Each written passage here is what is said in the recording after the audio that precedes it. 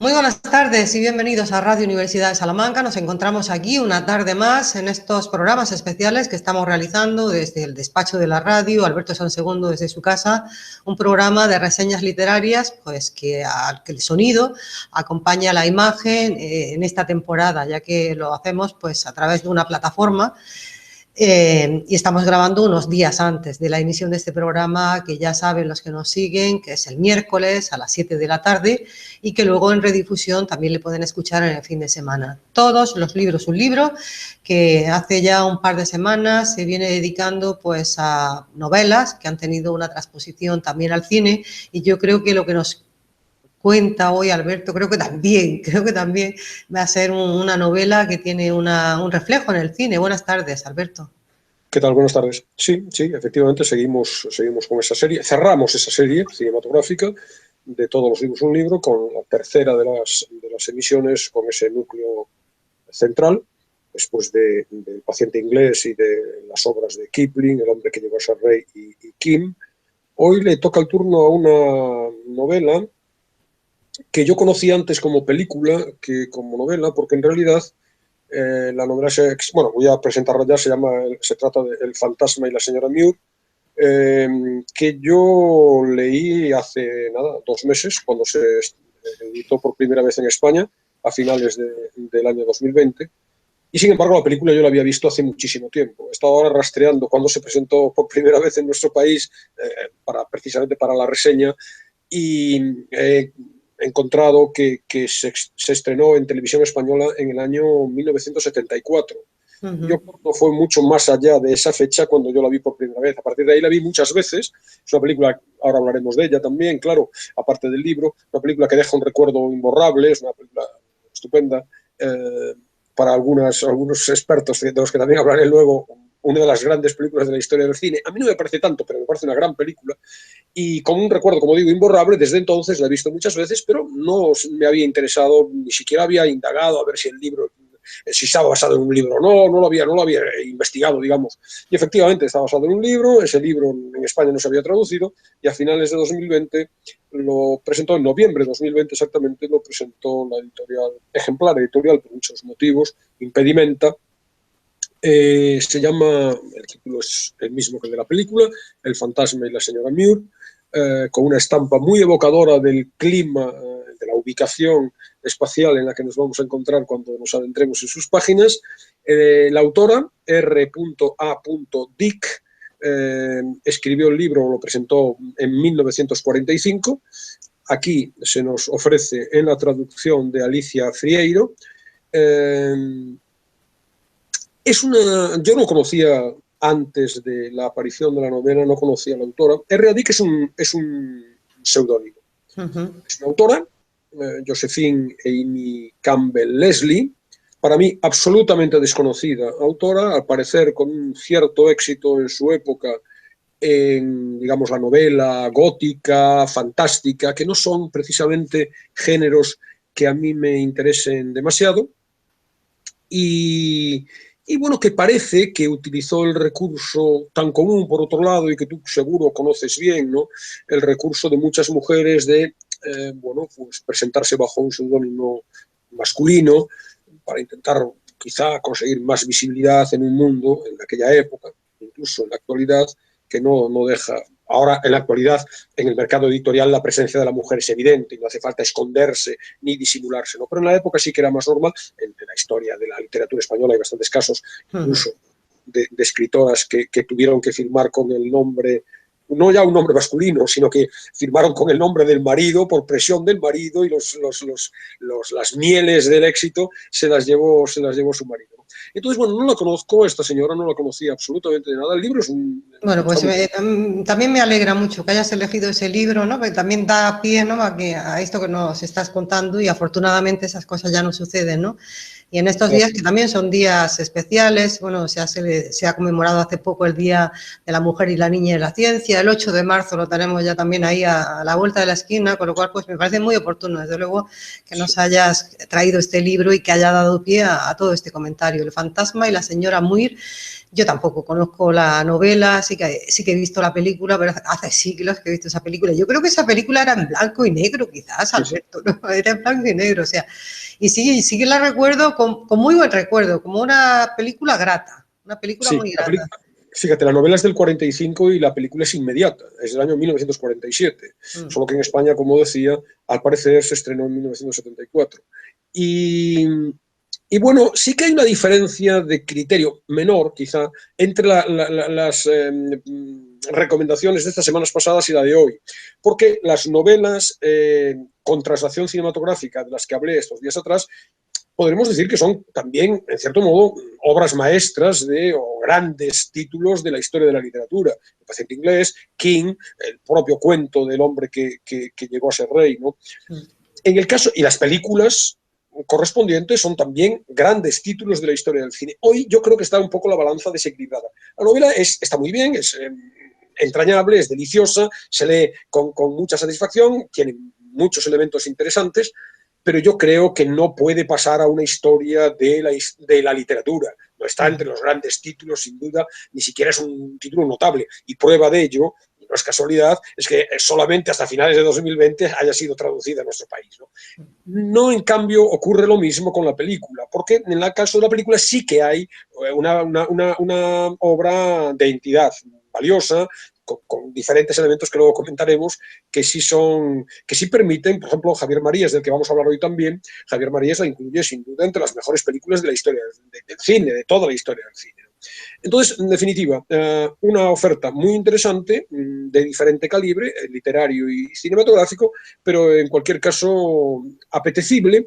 Yo califico en la reseña en la que presento el libro... Bueno, la portada del libro está muy bien, Alberto. La portada, yo creo que se han esforzado, es una portada bonita. Por lo menos desde aquí parece un paisaje pues idílico, pero a la vez misterioso, algo de misterio, ¿no? También parece que tiene ese paisaje.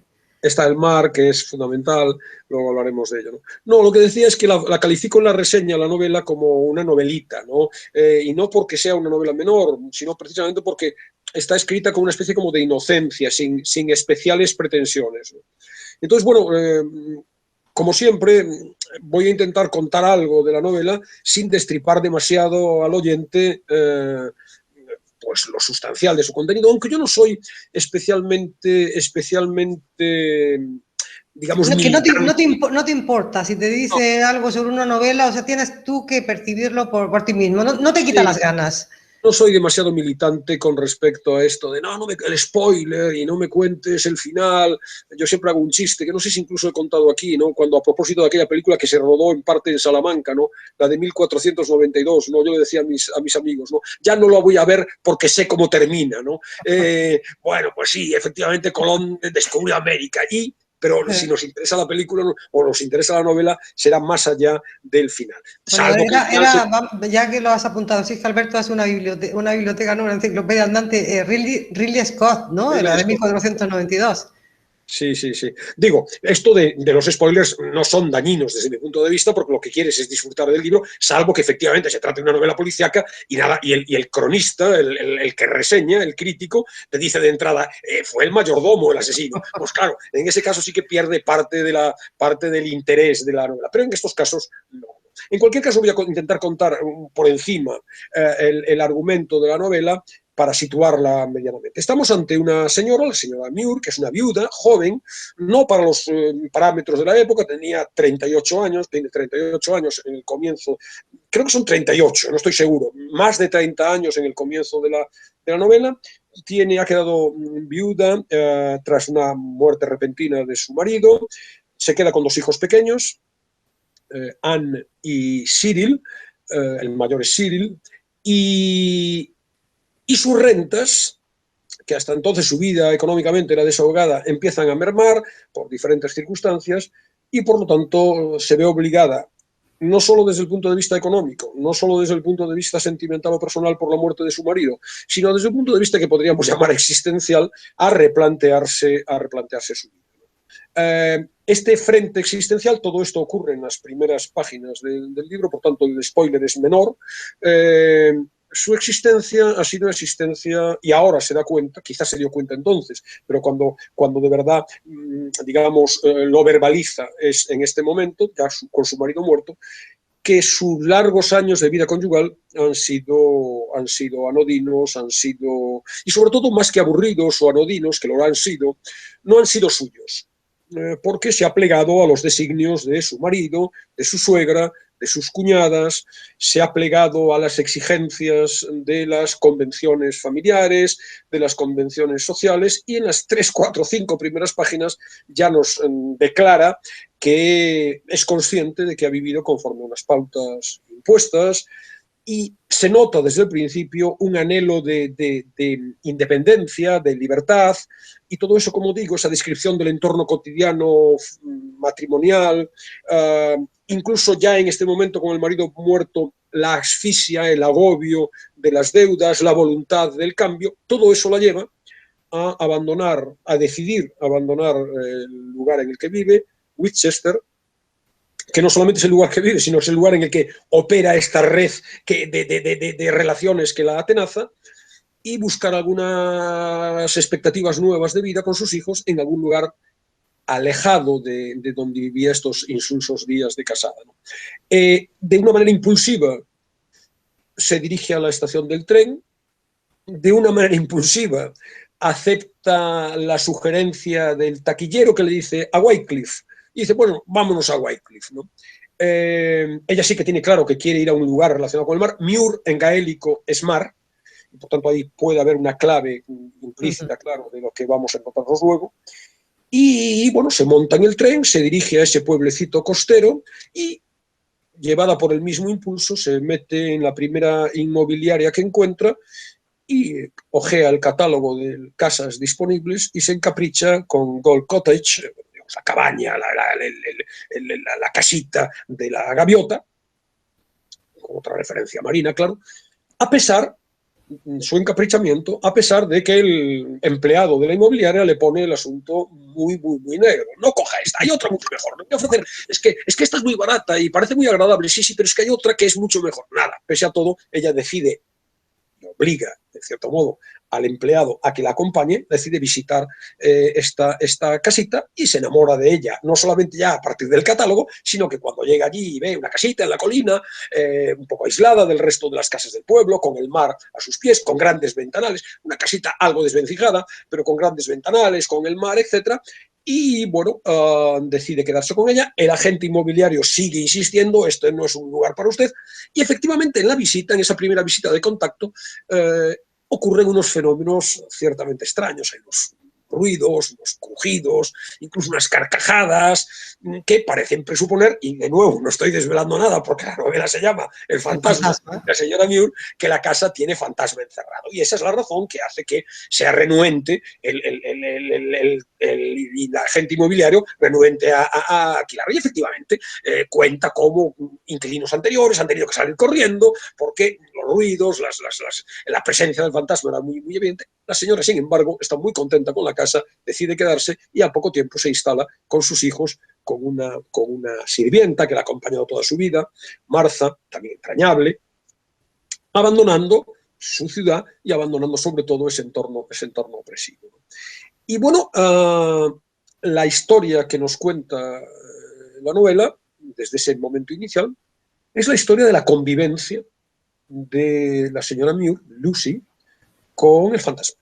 Porque el fantasma se manifiesta y se manifiesta con absoluta naturalidad y acaban contándole cosas en un diálogo, hay una relación, y este es uno de los primeros asuntos que luego cuando hablemos de los temas de interés es de los primeros asuntos importantes, ¿no? Porque se establece con absoluta naturalidad y esto es capacidad también, claro, lógicamente de la autora, de hacernos, bueno, aceptar con total normalidad el que un fantasma y una persona de carne y hueso primero hablen, se contacten y tengan una relación, empiecen bueno, una convivencia que va a durar años, no quiero destripar nada,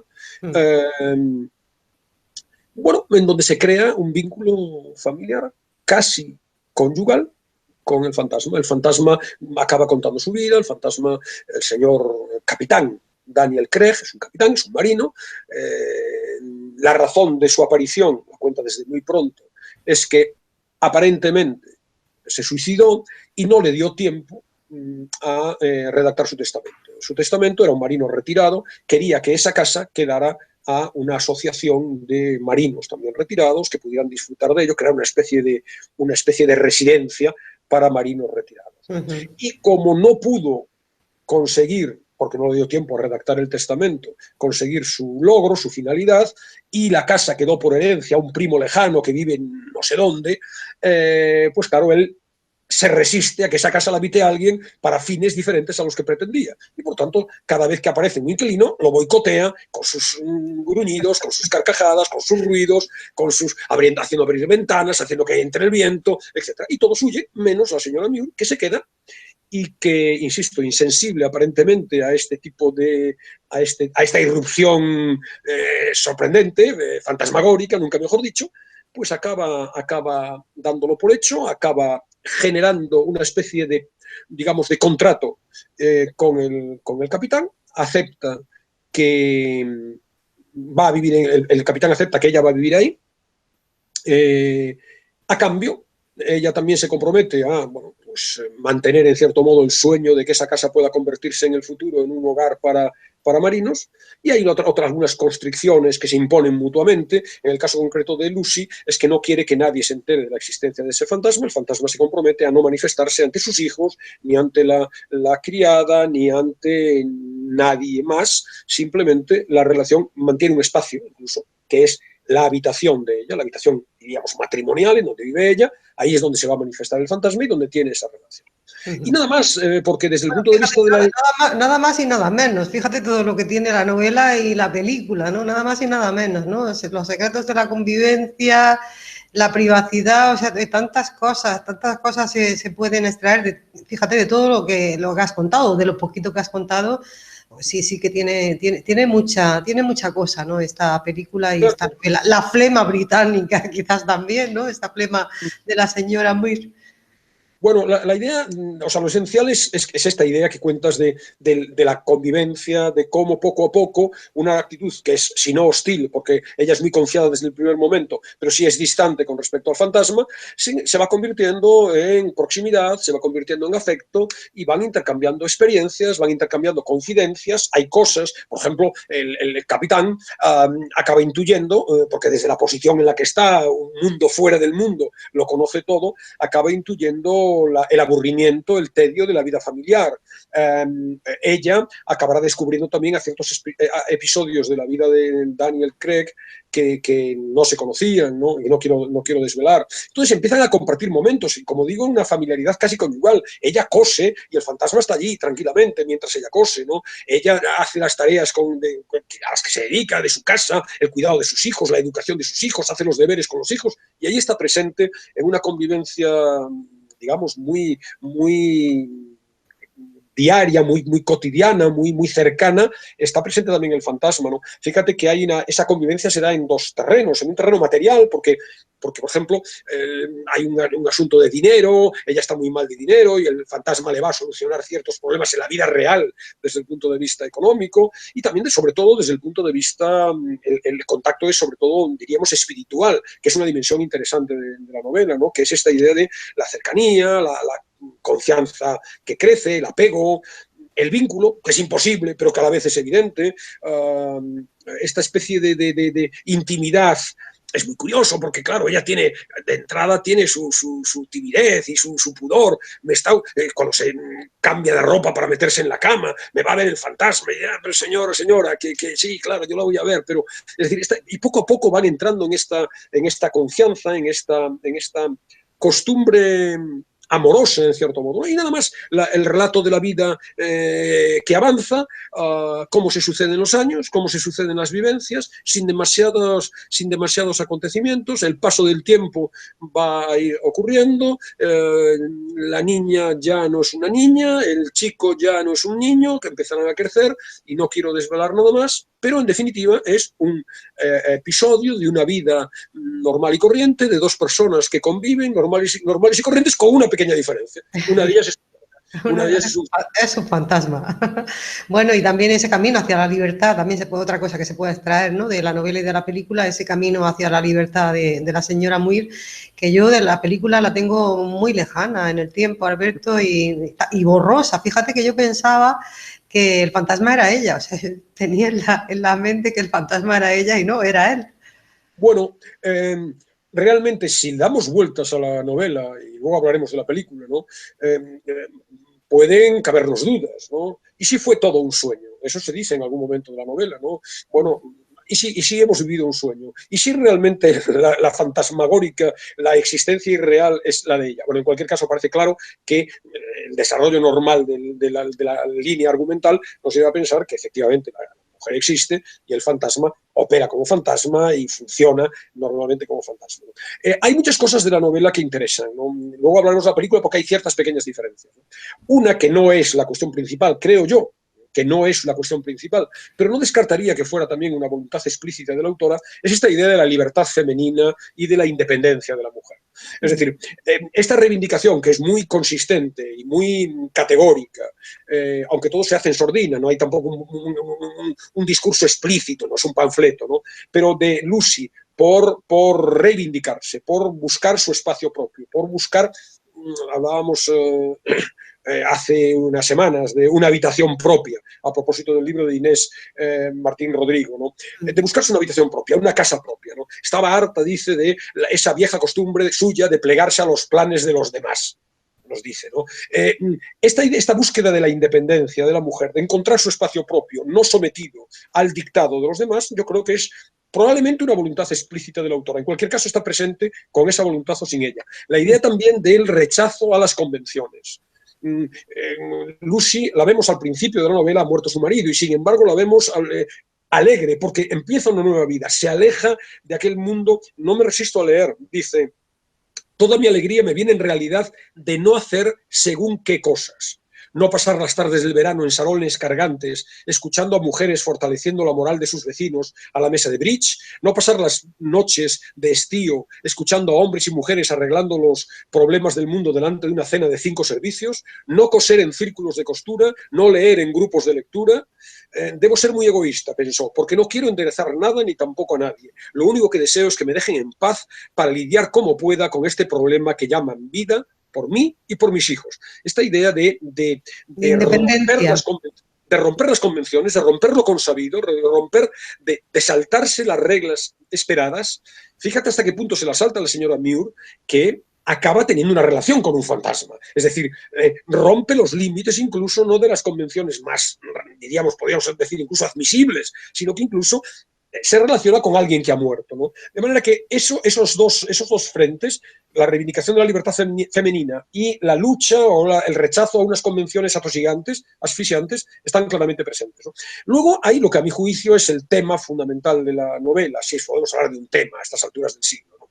Y es la idea de que lo que somos, es una idea que ahora hablaremos de nuevo, vuelvo a citarlo, de Javier Marías, que es esta idea muy vinculada al universo de Javier Marías, ¿no? Que lo que somos no es solo lo que hemos vivido literalmente, lo que nos ha sucedido, lo que realmente vivimos, ¿no? Sino que somos también lo que pudo suceder y nunca ha tenido lugar. Somos también lo que sucedió y ha terminado, pero que sin embargo sigue vivo, porque deja en nosotros un rastro evanescente, difuso, pero sin embargo consistente, que está en nuestras. Somos también lo que hemos vivido y hemos perdido, ¿no? Somos los recuerdos, somos los anhelos, somos los deseos, los sueños, somos las ilusiones, somos la vida espiritual, somos lo íntimo también, no solamente lo que nos sucede. Entonces, en ese sentido, fíjate, me parece interesante la idea de que en el fondo todos, en cierto modo, mantenemos una relación con nuestros fantasmas. Es decir, también somos nosotros, la señora Muir, con su fantasma.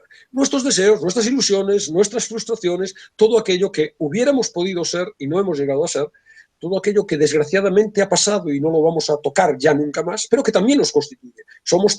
Hay varias cosas de Borges que tienen que ver con esto. Borges cuenta, me parece, en alguno de sus poemas, ¿no?, que un hombre que vive muchos años, etcétera, y luego trazas el itinerario de tus actos, de sus lecturas, de sus experiencias, etcétera, y al final ese rastro dibujado acaba mostrándonos la imagen de su rostro, ¿no? Nuestra vida es el rostro que tenemos a una determinada edad, a cualquier edad, es también el resultado de todo lo que hemos vivido, pero también de lo que hemos dejado de vivir, de los amores contrariados, de las expectativas, de los sueños frustrados, ¿no? Esta idea, diríamos, por resumir en un lema, el radical afantasmamiento de todas nuestras vidas, yo creo que es uno de los valores importantes de la novela. Y luego hay otro fundamental, que es la historia de amor, porque hay una historia de amor, no desvelo nada. Ese contacto, ese incremento de complicidad, de cercanía, sin alaracas, sin grandes estridencias, sin pasiones, entre otras razones porque estamos hablando de un fantasma, ¿no? Pero esa idea de complicidad, de que pasan muchos años, pasan décadas, y ahí están esas dos personas, diríamos, envejeciendo juntas, si no fuera porque una de ellas ya no envejecerá, seguirá siendo siempre aquella que fue en el momento en el que murió, ¿no? Eso también es muy bonito, es también muy explícito en el caso de la película. De manera que la novela, muy interesante, con muchos frentes de reflexión, y más que de reflexión sin duda, pero también de emoción, de conmoción, de sensibilidad. Una novela muy apreciable, muy bonita, para mí un descubrimiento y que recomiendo muy vivamente. ¿Cómo lo hago? Claro, también con la película. La película, que además has comentado al principio que la película pues te parece muy buena, quizás mejor que la novela, que fue lo que primero conociste, y bueno, y también comentabas que Javier Marías la situaba también entre una de las primeras o de las mejores películas del siglo pasado. Sí, ahora hablaremos de Javier Marías, porque quiero presentar un libro de Javier Marías a propósito. Vamos a hablar de la película primero, que me apetece mucho también que nos presentes un poco la película, quién la dirigió, quién la interpretó. La película es del 47, como decía, y es de Joseph Mankiewicz, que es uno de los grandes nombres del cine de Hollywood, ¿no? Para poner en contacto a Mankiewicz con nuestros oyentes, los cinéfilos lo conocen. Eva el desnudo, con Bette Davis, es una película de Mankiewicz. Cleopatra, aquel clásico en donde están en plena efervescencia los muy turbulentos Richard Burton y Elizabeth Taylor, no sé si en el intermedio de alguno de sus múltiples matrimonios conjuntos, es también de Mankiewicz. La condesa descalza, con Ava Gardner. Carta a tres esposas, con Kirk Douglas, Operación Cicerón, que es una historia de espionaje muy interesante, un musical que yo vi hace relativamente poco tiempo, un par de años, una historia de gángsters musicalizada, muy curiosa, ellos y ellas, ¿no? Y luego quiero traer a colación lo que fue su despedida en el cine, La huella, que es muy interesante también en nuestro pequeño ámbito de todos los libros, un libro, porque sus protagonistas eran Sean Connery y Michael Caine, de los que hablamos aquí la semana pasada, a propósito del hombre que pudo reinar, ¿no? De manera que tiene una trayectoria cinematográfica espléndida, y espléndida también, con diferentes matices, es la trayectoria de los protagonistas principales de la película, ¿no? Jean Tierney, la guapísima Jean Tierney, que aparece, por ejemplo, en una película de la que hablábamos hace unas semanas, cuando presentábamos Cine Negro, Laura, un clásico del cine negro. Ella es Laura en aquella película, ¿no? Está Rex Harrison, que es el que hace el papel del fantasma. El elegante Rex Harrison también estaba en aquella película, vamos a ver, la película que hacía de Pigmalión, de Audrey Hepburn. Sí, My Fairlady. Creo que era Rex Harrison, ¿no? Sí, es Rex Harrison. Sí. Y luego está George Sanders, que hace el papel de siempre, el papel de galán frívolo, que hace muchas veces. A mí no me gusta especialmente, y menos en esta película. Y luego está, de manera muy sorprendente, porque solo si has leído el cast, sabes que está, porque si no, no la identificas, una muy pequeña, una niñita, hace el papel de Anna, la hija de Lucy, Natalie Wood, pero que yo no lo hubiera identificado, si no sé, incluso sabiendo que es ella, me cuesta encontrar en la niña los rasgos de la guapísima también, Natalie Wood. ¿Hay alguna novedad con respecto, aprovecho ahora que estoy hablando de los actores, etcétera, hay alguna novedad con respecto a la novela, en el sentido de que, por ejemplo, Cyril, el niño mayor, desaparece de la historia, solamente hay una niña, solamente hay Anna, ¿no? ¿Hay alguna otra novedad significativa? Pero bueno. Luego, sigo hablando de la película. La música es de Bernard Herrmann, que es uno de los grandes músicos, compositores de la historia del cine, presente en la mayor parte, en un número alto de películas de Hitchcock. Y por tanto ese clima está. Y ese clima, la mansión, que no es una mansión, es una casita, lo que tú sugerías hace un rato del blanco y negro oscuro, la propia presencia del fantasma, te hace, por lo menos a mí en esta ocasión, que la he vuelto a ver la película, me hace recordar a Rebeca. Y a ello contribuye también, creo, la música de Bernard Herrmann. También la fotografía. Charles Lang es un fotógrafo, y es muy interesante que en este caso la fotografía llena de sombras, llena de todos los, cada vez que aparece el espectro, cada vez que aparece este capitán, notamos ya la imagen, la fotografía, lo notamos por muchas cosas, hace travesuras, apaga las velas, etc. Pero también lo notamos por el tratamiento fotográfico, ¿no? Sobre todo porque contrasta con la luminosidad que irradia Lucy, ¿no? La señora Mew, ¿no? La película también es muy interesante, es muy aparte de las cuestiones cinematográficas, como ves, el elenco es muy valioso, ¿no? Es también muy sensible la película, una delicia realmente, enternecedora, y es una hora y media la que uno pasa viéndola muy agradable. A pesar de haber leído la novela recientemente, pues la ves después y te sigue entusiasmando. Y aquí sí que hay más enfoques, aparte de los que ya hemos comentado, de la novela, ¿no? Por ejemplo, la idea del paso del tiempo, a mí me ha parecido más subrayada en la película que en la novela. Por ejemplo, está también en el libro, esto que voy a contar, pero en la película, sin embargo, se ve mejor. Las elipsis, porque pasan muchos años, pasan décadas, las elipsis están muy bien hechas, entonces juegan en la playa, la niña y un marino que hay allí, el marino, no fantasmal, pone su nombre, el nombre de la niña en un tablón, que es una especie de hito que marca el territorio, y ese tablón, bueno, va con el paso del tiempo, el nombre de la niña, bueno, pues el salitre, también las olas, lo van deteriorando y vamos viendo cómo los años van pasando a partir de ese tablón y de esa inscripción, ¿no? Que en otros casos el recurso que se suele poner son los árboles. Cuando primavera floridos, luego llega el invierno, se quedan sin nada, ¿no? El recurso de los árboles suele emplearse mucho también. Claro. Entonces, el paso del tiempo, la idea de la muerte está más presente, la intuición de la muerte, el miedo a la soledad, el miedo a la vejez, que es más notorio también para mí, siempre desde mi lógica, claro, desde lo que yo he visto, ¿no? En la película que en la novela. Lucy, en el fondo, tiene miedo a una vejez desamparada. Y la presencia del fantasma es también la presencia de la compañía, el del sentirte, el que sabes que los últimos pasos de tu vida, los últimos años de tu vida, tienes a alguien que te arropa, ¿no? Está también la necesidad de trascender, de dejar huella del paso por la vida, ¿no? Está la búsqueda de la felicidad, que siempre exige coraje, que exige valentía, que exige atreverse a hacer lo no previsible, lo no aconsejable, lo no esperado, lo no adecuado, que exige correr riesgos. ¿Y cuál es, vuelvo a la idea de hace un rato, cuál es el mayor riesgo que intentar una relación con alguien que ha muerto, con un fantasma, ¿no? Fíjate que el espíritu, el fantasma, dice en un momento, para ser feliz hay que arriesgarse mucho. Y esta idea de la búsqueda, de atreverse a luchar por la felicidad, está también presente, muy presente en la novela, ¿no? Perdón, en la película también. La idea del amor imposible. Y de nuevo vuelvo a la idea de que una historia muy particular nos habla a todos de manera universal. Porque en cierto modo, todos los amores son imposibles. Claro. En cierto modo, todos los amores son una quimera. Nos enamoramos de una quimera. Nos enamoramos de un fantasma, en realidad. De una idea, o de una idea.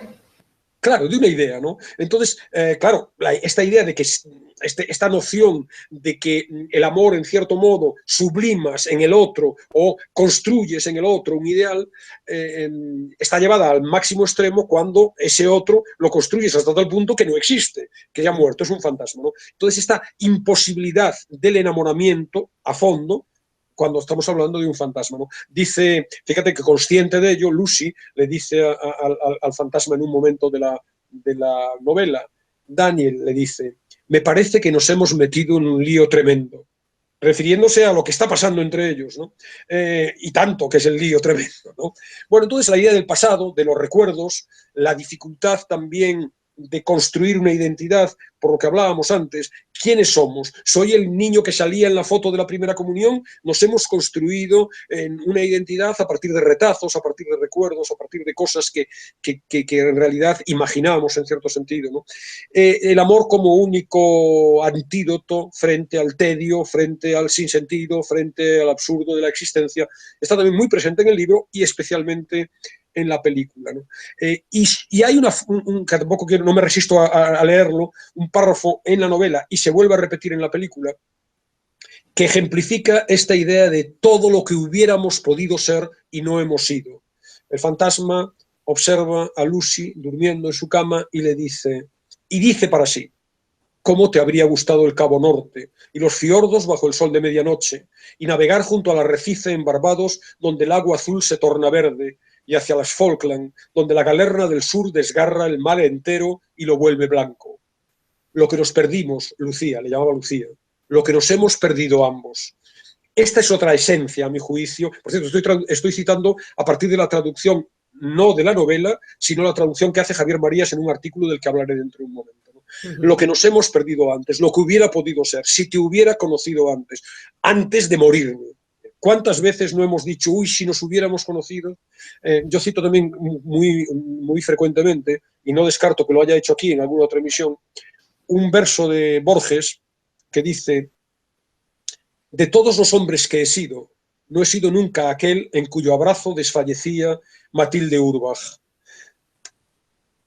No he sido nunca, no sé quién era Matilde Urbach, pero yo no he sido nunca aquel. Hay tantos aqueles, por decirlos así, o aquellos, deberíamos decir más estrictamente, que nunca he sido y que en el fondo me constituyen, porque lo he deseado, porque lo he soñado, porque, bueno, esta idea está muy presente en la novela, está muy presente en la película.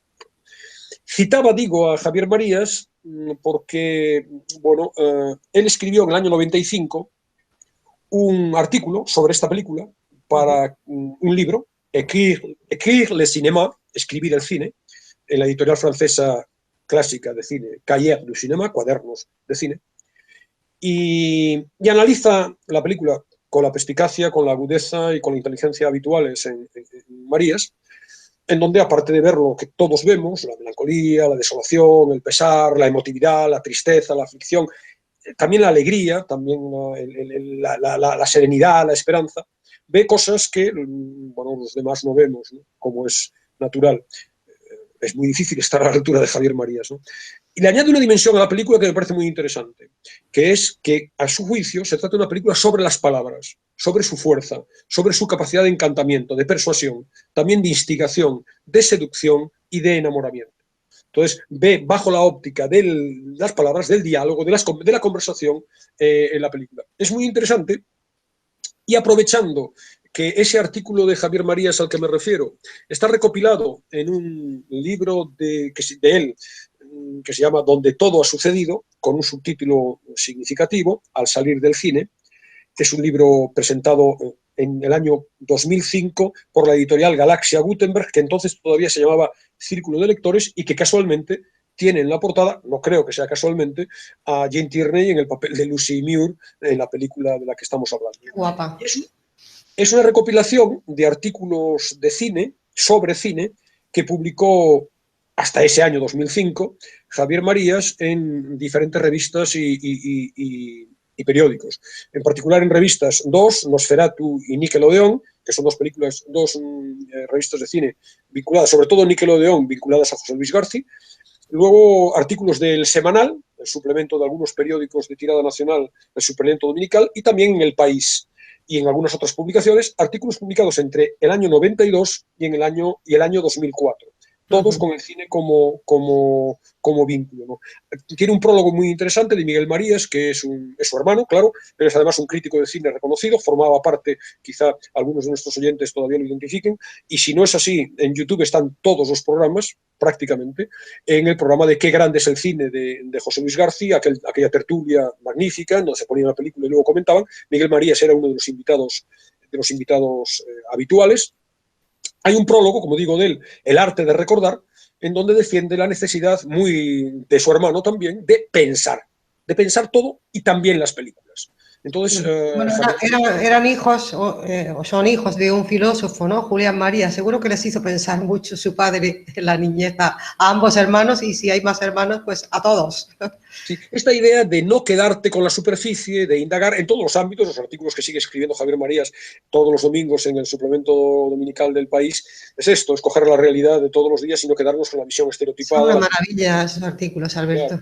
Esta idea, él dice, de interrogarse, de dudar, de hacer hipótesis, de tener ocurrencias, gastar bromas, leer en las caras y en los gestos, hablando del cine, rememorar y especular, extrapolar, tener presente lo que no lo está ya o no se percibe todavía o solo se intuye. Entonces, bueno, es un libro muy interesante, está organizado incluye, yo creo que son, me parece que 60 y tantos artículos sobre cine de Javier Marías, está organizado en ocho ejes temáticos. Hay un índice de procedencias en el libro donde sabemos en qué momento se publicó y en qué revista se publicó cada artículo. Y tiene un apéndice también muy curioso, antes de comentar brevemente, si tenemos tiempo, los 8 apartados, los 8 ejes. Hay un apéndice muy curioso que incluye son varias páginas, muchas páginas, las respuestas que dio Javier Marías a las encuestas que la revista Nickelodeon, que es, insisto, un clásico ya de las revistas cinematográficas, se encuentran muchas de ellas en este momento, muchos de los números en librerías de viejo, descatalogadas. Cada número que presentaba Nickelodeon eran monográficos normalmente sobre el western, sobre un director, Billy Wilder, etc. Terminaba con unas encuestas a diferentes personajes, bien sean críticos de cine o relacionados con el cine, directores, etcétera, sobre su lista, su catálogo, el catálogo particular de películas relacionados con alguno de esos temas, ejes temáticos, por ejemplo. Y estas respuestas de Javier Marías se incluyen en este libro. Por ejemplo, las 10 películas románticas. La primera, evidentemente, es El fantasma de la señora Mew. 10 westerns, 10 comedias españolas, 10 screwball comedies, que son estas comedias de los años 40 y 50, clásicas de Catherine Hepburn, Cary Grant, las de Billy Wilder, etc. La fiera de mi niña. ¿Perdón? Como La fiera de mi niña. La fiera de mi niña, como ejemplo perfecto de ese género.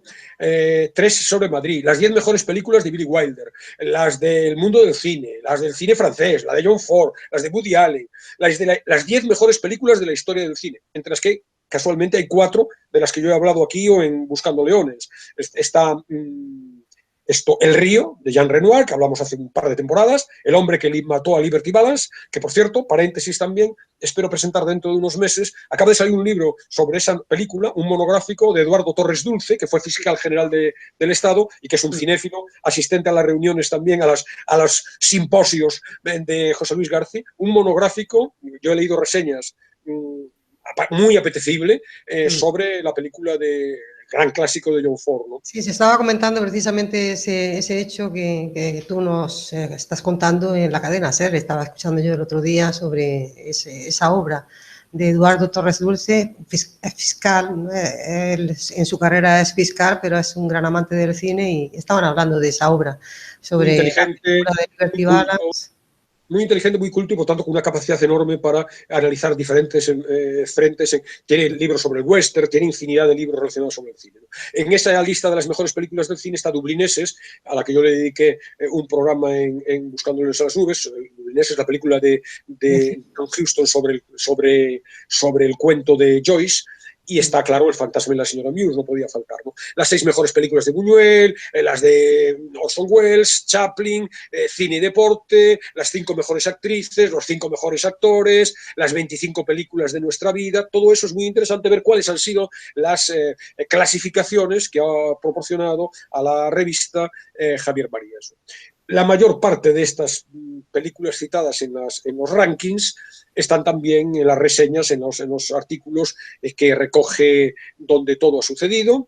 Hay una primera sección, el novelista que se fue al cine, en donde habla de la relación de su propia literatura con las películas, entonces analiza o comenta algunas de sus novelas, por ejemplo, por poner un solo ejemplo, Los dominios del lobo, que fue su primera novela, muy primeriza, muy juvenil, muy todavía de tanteo. Ahí están El buscavidas, está Dulce pájaro de juventud, Desde la terraza, Con la muerte en los talones, Lo que el viento se llevó, Pasión bajo la niebla, Un magnífico, Bribón, Esplendor en la hierba y muchas más. En todas las almas, El río, etc. Hace un recuento de las referencias cinematográficas directas o implícitas en algunas de sus obras, ¿no? El segundo capítulo es el segundo eje, películas con música e insomnio incluidos. Recoge artículos sobre las películas que más le gustan, sus películas queridas y también las que aborrece. En particular es muy específico, se detalla de una manera muy categórica, señala el odio que tiene a una película que, bueno, ha tenido un cierto éxito. Yo creo que ganó en Cannes un gran premio, ¿no? Dancing in the Dark, de Lars von Trier, con la cantante islandesa Björk como protagonista. Javier Marías dice, qué timo, qué estafa, a propósito de ella, ¿no? Luego hay otra sección que es Dos maestros y dos parientes, de los dos parientes, porque Jesús Franco y Ricardo Franco son dos directores de cine, han muerto, parientes, tienen un vínculo familiar con Javier Marías. En este don tan raro, que es otro capítulo, habla de actores y actrices que le apasionan. El balón en la sala habla de las conexiones entre fútbol y cine. Bueno, el fútbol es un apasionado del fútbol también, sí. Marías, y del Real Madrid en concreto. Un madridista confeso, sí. Y en consecuencia, un antimouriñista confeso también. De buena ley, recoge también diferentes reflexiones sobre el cine, y hay ahí muy interesante una polémica con Muñoz Molina a propósito de Tarantino, al que Javier Marías aborrece. La Rueda del Mundo nos habla de personajes históricos a partir de sus representaciones cinematográficas, y son varios artículos relacionados con películas, en los que nos habla de películas en donde han aparecido representados personajes de la historia, ¿no? La tentación de salirse se refiere a aspectos externos al cine, productores, doblajes. Hay dos artículos desternillantes sobre el doblaje. Es usted el santo fantasma, uno de ellos, y por la felicidad de los lectores, el otro, en donde además se manifiesta uno de los rasgos característicos de Marías, y es uno por los que a mí me interesa especialmente, es que es un maniático, y es un maniático y se le nota que es un maniático y afloran sus manías, ¿no? Aquí todas las cuestiones de las estrategias comerciales, las traducciones de los títulos, etcétera, las manías las lleva al extremo y despotrica a diestro y siniestro contra esas versiones de títulos, de frases cinematográficas que han pasado en algunos casos a la historia y que son totalmente delirantes, no se corresponden con el original en su idioma. Recordabas tú el otro día, a propósito de Javier Marías, no sé si se puede decir, su britaneidad, cómo está, le entusiasma, le gusta mucho el mundo, y lo conoce muy bien. Él ha sido traductor al castellano de una gran cantidad. Tristan Sandy en su momento se llevó el Premio Nacional de Traducción de muchas obras de de la literatura británica, y por lo tanto de traducción sabe bastante. No, yo creo que también tiene, Alberto, yo no sé si es una especie de club, yo no sé si son los caballeros de la tabla cuadrada o algo así, pero está directamente cogido del rey Arturo, ¿no? Sí, bueno, es algo así, no es estrictamente eso, pero sí, está bien traído, ¿no? Él es el heredero, es el actual rey del reino de Redonda. El Redonda es una isla, entonces bueno, hay una serie, eso lo cuenta, él ha creado una editorial, yo he presentado aquí algún libro de esa editorial, Reino de Redonda, es una editorial exquisita, formalmente los libros preciosos, y luego elige títulos muy especiales, muy fuera, en condiciones normales, muy fuera del mercado editorial, los rescata, y con traducciones siempre impecables, y bueno, en cada uno de los volúmenes de esa colección, de esa editorial, hay unos anexos finales en donde se nos cuenta la historia del Reino de Redonda, que es una historia con connotaciones literarias. Hay diferentes escritores que fueron por diferentes azares de la vida reyes de Redonda, y ahora el actual rey de Redonda es un rey, como ves, un reinado absolutamente simbólico, sin trascendencia real alguna.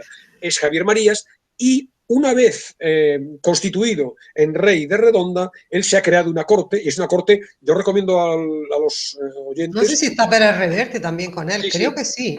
Yo recomiendo a los oyentes que se acerquen a una librería y busquen cualquier libro del Reino de Redonda, o lo busquen en internet, y vean el elenco de los títulos nobiliarios que ha otorgado graciosamente Javier Marías. Y está la lista de lo más granado, de lo más significativo, de lo de mayor calidad de la historia de la literatura contemporánea. Sí, está Margaret Atwood, del que hablábamos el otro día, Michael Ondaatje, el propio Reverte. Hay infinidad, amigos del propio Javier Marías, este director de cine, ¿cómo se llama? Agustín Díaz Llanes. Todos tienen un cargo además, que es Alice Munro, diferentes escritores les ha concedido John Banville, el A mí me escritor gusta mucho irlandés. el cine de Agustín Díaz Llanes y yo no sé lo que hace últimamente, pero me gusta mucho las películas que he visto que son suyas.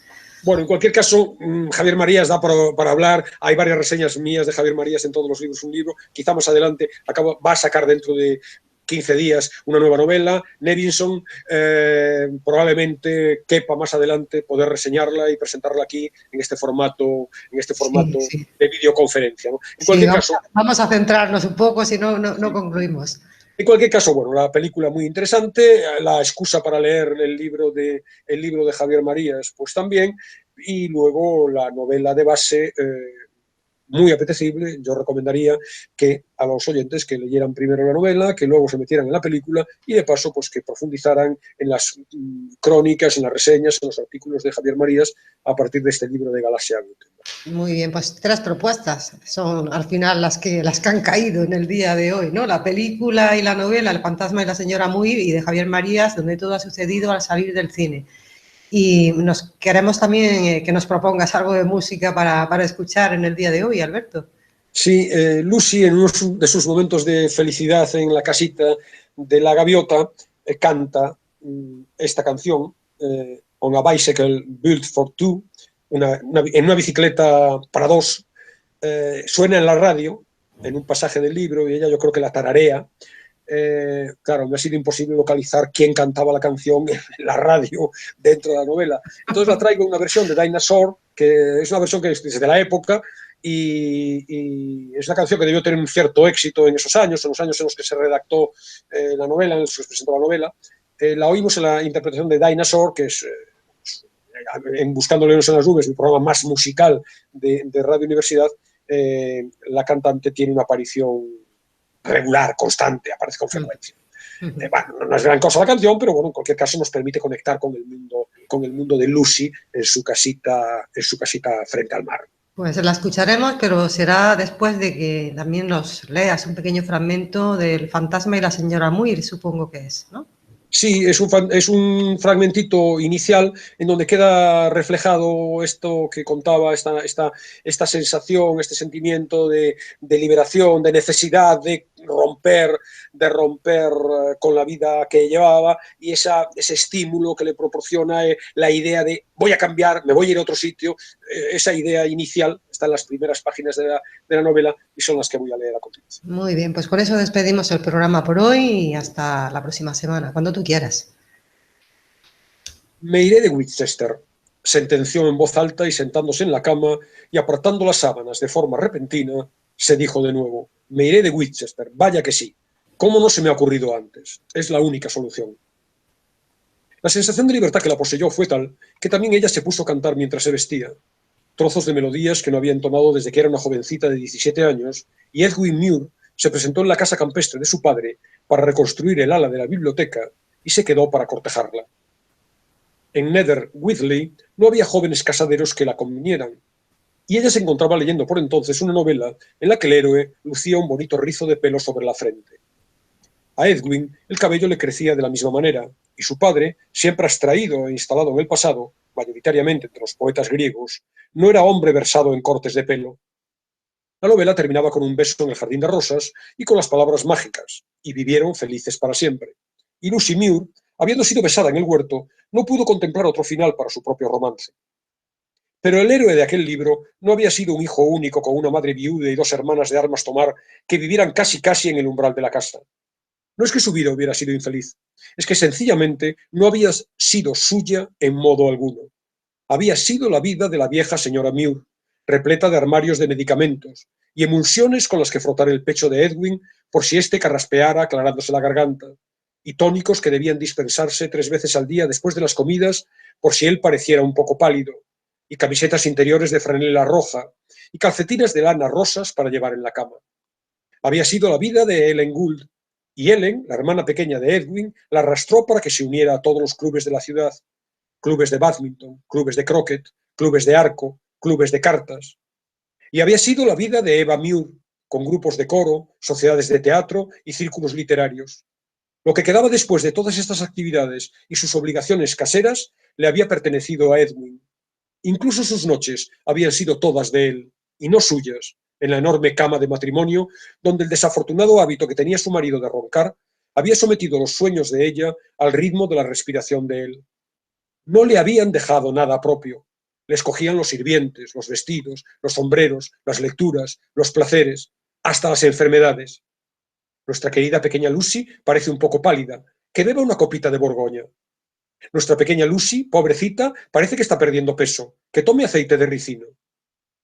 Lucy, que detestaba los ruidos, las discusiones y la violencia, les dejaba hacer las cosas a su manera, incluso cuando se trataba de sus hijos, Cyril y Anna. Claro que tampoco es que hubiera tenido hasta entonces tiempo para pensar en que no era así como ella haría las cosas. Solo ahora, en la soledad que le brindaba el alejamiento de toda actividad social y que sus cuñadas le consentían por razón del duelo, empezaba a darse cuenta de que existían otras maneras de vivir que quizás se acomodaran mejor a su forma de ser.